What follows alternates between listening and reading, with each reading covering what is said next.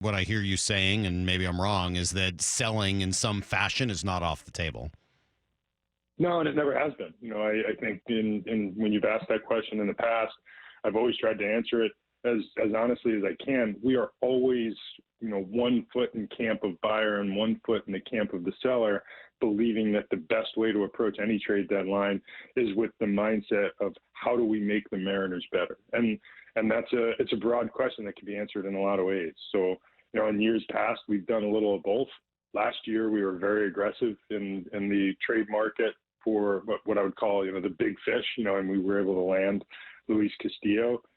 This year, we're probably not going to be in that market. We're going to be more in the margins market, or trying to find a way that we can get a little bit better in 23 and better situate ourselves for 24. Because one way or the other, we've learned a lot the first half of this season, and I think there's a public narrative to our offensive team, and there's the actual. And the actual is we're about an average major league offense by most advanced metrics, and we need to find a way to be better than average. And in order to do that, we can tap into a lot of different avenues, and some of it's going to come from our system, some of it's going to come from outside, and it has to. And maybe that starts now. So what does that mean?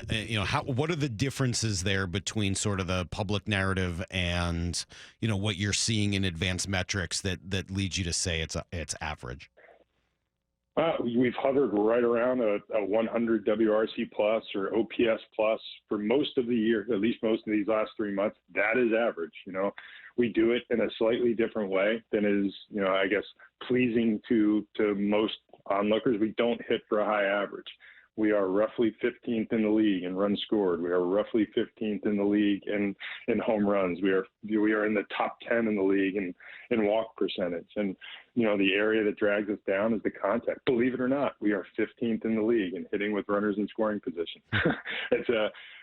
When we're watching it, I think the expectations around this team were that we should have already won our 110th game. Luis Castillo should have already qualified for the Cy Young. Julio should have already joined the 50-50 club. And win two, lose two creates this mad frustration.